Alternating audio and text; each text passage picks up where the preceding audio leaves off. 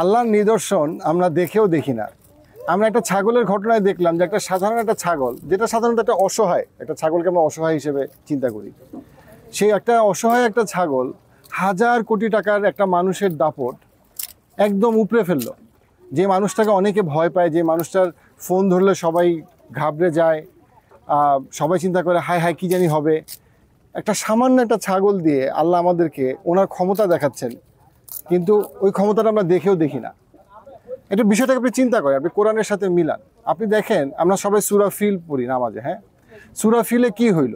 একটা বিশাল বাহিনী আসতেছে কাবা ঘরকে আক্রমণ করতে, হাতি নিয়ে আসতেছে, সামান্য কতগুলো ঝাঁকে ঝাঁকে পাখি, সামান্য কতগুলো ঝাঁকে ঝাঁকে পাখি, সেগুলো কতগুলো পাথর নিয়ে আসলো, ছোট পাথর, সেটা দিয়ে পুরা হাতির বাহিনী, ওই সময়কার সবচেয়ে বড় সামরিক বাহিনী ধ্বংস হয়ে যাচ্ছে পাখি দিয়ে। কিন্তু আবাবিল কি ঝাঁকে ঝাঁকে পাখির কথা বলা হয়েছে সূরা ফিলে।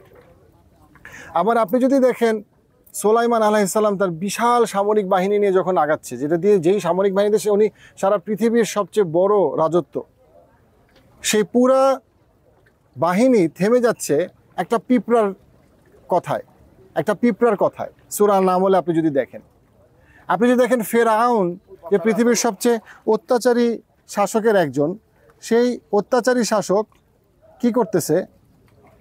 সে যখন এত বছর ধরে এত সাধারণ মানুষকে অত্যাচার করতেছে, তখন তার রাজত্ব শেষ হয়ে গেল সামান্য সাপ আর লাঠি। আপনি যদি ঘটনাটা খুব কেয়ারফুলি দেখেন, সাধারণভাবে একটা লাঠির তেমন কোনো ক্ষমতা নাই।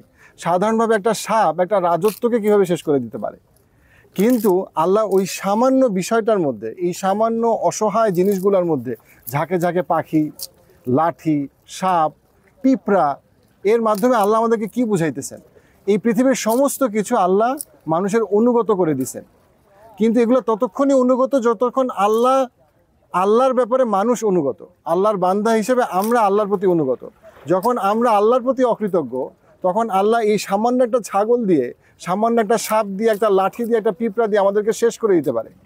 কারণ পৃথিবীর সবচেয়ে বিশাল রকম বড় লোক ছিল, তার মৃত্যুটা হয়েছে সামান্য একটা প্রাণীকে দিয়ে। এই প্রত্যেকটা ঘটনা দিয়ে আমাদেরকে কি বোঝানো হইতেছে? যে তোমরা আল্লাহর অনুগত করো, তা না হইলে আল্লাহ নেক্কারজনকভাবে একটা তুচ্ছ থেকে তুচ্ছতর জিনিস দিয়ে অথবা প্রাণী দিয়ে আমাদেরকে শেষ করে দিতে পারে। যেই দাপট নিয়ে আমরা চলি, সেই দাপট যখন আমরা আল্লাহর অবাধ্য হই, অহংকার করি, এই দাপট চুরমার হয়ে যেতে পারে যখন আল্লাহ একটা সামান্য প্রাণী দিয়ে, সেটা ছাগল হোক বা সেটা যে কোনো হোক, কিছু হোক, কিন্তু আল্লাহ ওনার ক্ষমতা দিয়ে আমাদেরকে সম্পূর্ণভাবে সমূলে নিঃশেষ করে দিতে পারেন। এই জন্য এখানে আর দিনের শেষে সব কিছুর পরে ছাগল ইম্পর্টেন্ট না, লাঠি ইম্পর্টেন্ট না, সাপ ইম্পর্টেন্ট না। ইম্পর্টেন্ট হচ্ছে গিয়ে আমরা কি আল্লাহর কৃতজ্ঞ বান্দা নাকি অকৃতজ্ঞ বান্দা। আমরা যদি আল্লাহর কৃতজ্ঞ বান্দা হই, আল্লাহ নিয়ামত বাড়ায় দিবে। আর আমরা যদি আল্লাহর অকৃতজ্ঞ বান্দা হই, তাহলে সাময়িক সময় আমরা ওই অহংকার দাপট নিয়ে চলতে পারবো। তার কয়েকদিন পরে আমাদের মৃত্যু হবে, সম্ভবত অপমানজনকভাবে, এবং যখন আমরা কাল কিয়ামতের মাঠে যাব, তখন আমাদের অবস্থা ছাগলের থেকে আরও অনেক খারাপ হবে। দারিদ্রতার মধ্যে সচ্ছলতাকে আমরা দেখি না, এবং সচ্ছলতার মধ্যে আমরা দারিদ্রতাকে দেখি না। একজন ফিশারম্যান, সে মাছ পায় না, গরিব, কোনোভাবে ফ্যামিলি চলে, যতটুকু মাছ আনে তাতে মোটামুটি ফ্যামিলি চলে, বাট তার তেমন কোনো সঞ্চয় থাকে না। এখন সে এটা নিয়ে খুব আপসেট। এখন সে খুব করে স্রষ্টার কাছে বলল যে আমাকে অনেক মাছ দেন, অনেক মাছ দেন, অনেক মাছ দেন। তো স্রষ্টা তাকে বললো, তুমি এত মাছ দিয়ে কি করবা? বললাম আমি এইটা করবো, ওইটা করবো, এইটা করবো, ওইটা করবো। তো স্রষ্টা তাকে বললো, যদি এতে খারাপ কিছু হয়? বলছে মাছে তো কোনো খারাপ কিছু নাই, মাছে তো খালি ভালো আর ভালো। তো তারপরের দিন সে একদম ভোরবেলা সে মাছ ধরতে গেল। এখন সে মাছ ধরতে গেছে, সে এত মাছ সে জীবনে কোনোদিনও দেখেছে। হঠাৎ করে দেখে আরে এত মাছ, মাছ আর মাছ, হঠাৎ করে কোত্থেকে এত মাছ আসলো। সে মাছ ধরতেছে, আর তার চোখ মুখ মানে একদম সূর্যের মতো, মানে সে উজ্জ্বল চোখ, মাছ ধরতেছে। সে দূরে যেতেছে, মাছ ধরতেছে, সে আরো দূরে যেতেছে, যত দূরে সে যায় না, কারণ সে এত মাছ দেখে নাই। সে চিন্তা করছে এই একবার এত মাছ নিব, ব্যাস আমার জীবনে আর কিছু করারই লাগবে না, সারা জীবন আমি রিল্যাক্স থাকবো, আর কোনো কাজ নাই। তো সে অনেক মাছ ধরল। অনেক মাছ ধরার পরে এখন সে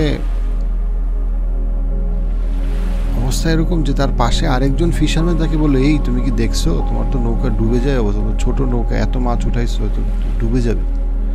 তো সে তখন খেয়াল করলো, তাই তো। কিন্তু সে আবার আরো দেখতেছে আরো ফ্রেশ মাছ। সে বলে, আরে কি ডুববে, কিসের কি, আমি তো ভালোই নৌকা চালাইতে জানি, আমি আরো মাছ নেই। সে আরো মাছ উঠাইলো, কিন্তু নৌকায় প্রায় পানি উঠে উঠে অবস্থা। তখন সে তাড়াতাড়ি করে আবার তীরে ফেরার চেষ্টা করা শুরু করলো। আবার পথের মধ্যে আরো কিছু মাছ সে উঠাইতেছে, তার মাতাল অবস্থা। এবং একসময় নৌকাটা ডোবা শুরু করলো, এবং সে যেহেতু অনেকটা দূরে চলে গেছে তীর থেকে, নৌকাটা ডুবে গেল। এবং সে সাঁতার কেটে আসার চেষ্টা করতেছে, কিন্তু আসতে গিয়ে তার মাছ সহ নৌকা ডুবে গেল, এবং সেও ডুবে গেল, এবং সে মারা গেল। পরকালে স্রষ্টা তাকে বলল, তোমরা কখনো দারিদ্র্যের মধ্যে সচ্ছলতা দেখো না, আর তোমরা কখনো সচ্ছলতার মধ্যে দারিদ্রতা দেখো না। আমি একজন খুব বিশিষ্ট শিল্পপতির কাউন্সেলিং করতেছিলাম। সে তখন করোনায় মৃতপ্রায়, অলমোস্ট মৃতপ্রায়। আমি যখন তার কাউন্সেলিং করতেছি, সে আমাকে যেটা একটা বলল যে আমি এত টাকা আয় করছি, এত টাকা আয় করছি, এবং আমি হিসাব করে বলতে পারি না কত টাকা আয় করছি। এবং আমি এখন যখন টাকাটা, একদমই টাকা নিয়ে যেতে পারবো না, তো অবভিয়াসলি তার থেকে বড় কথা, আমি দুইটা জিনিস দেখতেছি, যে আমার সাথে যাদের সম্পর্ক ছিল সবার সম্পর্ক স্বার্থের সম্পর্ক, এবং আমার সন্তানরাও অনেকটা আমার কাছে মনে হয় শকুনের মতো অপেক্ষা করে আছে কখন আমি মারা যাব, মারা গেলে তারা সম্পত্তিগুলো পাবে। আজকে থেকে 40 বছর আগে উনি বলতেছিল, যখন আমার 40 বা 50 বছর আগে, যখন আমার কিছুই ছিল না, তখন আমার যেই সম্পর্কগুলো ছিল সেই সম্পর্কগুলো ছিল ভালোবাসার সম্পর্ক, স্বার্থহীন সম্পর্ক। আজকে এত টাকা, একে তো এই টাকা আমি নিয়ে যেতে পারতেছি না, আরেক হইলো এই টাকার কারণে আমার সমস্ত সম্পর্ক গেছে। কারণ সমস্ত সম্পর্ক স্বার্থের সম্পর্ক, কোনো অনুভূতির সম্পর্ক এখানে নাই। আমার টাকা ও পাইতে পারে, ও পাবে, আমার কারণে ওর লাভ হবে, আমার কারণে ওর তদবির হবে, আমার কারণে ওর এই হবে, এই জন্য। ইউ সি, এই যে এই মানুষটাও কিন্তু, বা অনেক মানুষই, ডেফিনেটলি আমি বলতেছি না যে ব্যবসায়ীরা খারাপ, নট নেসেসারিলি, অনেক ব্যবসায়ী ভালো, অনেক ব্যবসায়ী সৎ। ব্যবসাকে রাসূল সাল্লাল্লাহু আলাইহি ওয়াসাল্লাম উৎসাহিত করছেন, সৎ ব্যবসাকে স্পেশালি। এখন কিন্তু ঘটনা হচ্ছে যে অনেক সময় ব্যবসাটাও কিন্তু আমাদের ওই ফিশারম্যানের মতো হয়ে যায়। সে টাকা আয় করতে চায়, সে মাছ ধরতে চায়, কিন্তু সে জানে না যে এটার পরিণতি কি। সেই পরিণতিকে খালি ভালোই মনে করে, এর পরিণতি আর খারাপ কি হবে।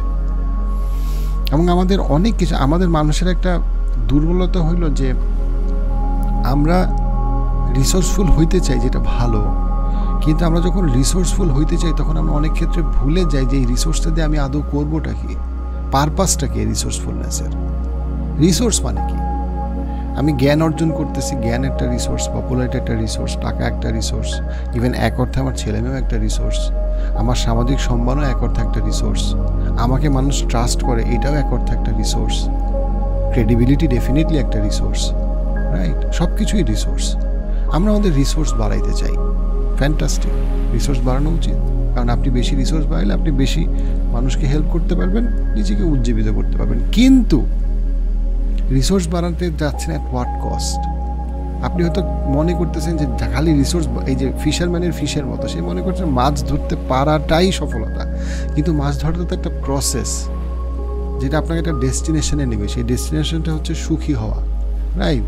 আমরা সফল হতে চাই সুখী হওয়ার জন্য, কিন্তু আমরা সফল হওয়ার পথে সুখী হওয়াকে ভুলে যাই। এবং আমরা মনে করি কোনো না কোনোভাবে ওই একটা সফলতার সংজ্ঞাকে আমি যদি পৌঁছাইতে পারি তাহলেই হয়ে যাবে। কিন্তু ওই মাছসহ নৌকা ডুবার মতো আমাদের অবস্থা হয়, যে আলটিমেটলি আমরা দেখি যে আমি সুখী হওয়ার প্রসেসে রিসোর্সফুল হইতে গিয়ে আমি রিসোর্স নিয়ে আমি মাতাল হয়ে গেছি। সেই মাতাল হওয়ার কারণে আমি মারাই গেলাম, কিন্তু আমার আর সুখী হওয়াটা হইল না, এবং আমাকে সেটা ডিস্ট্র্যাক্ট করলো আমার মূল পারপাস থেকে।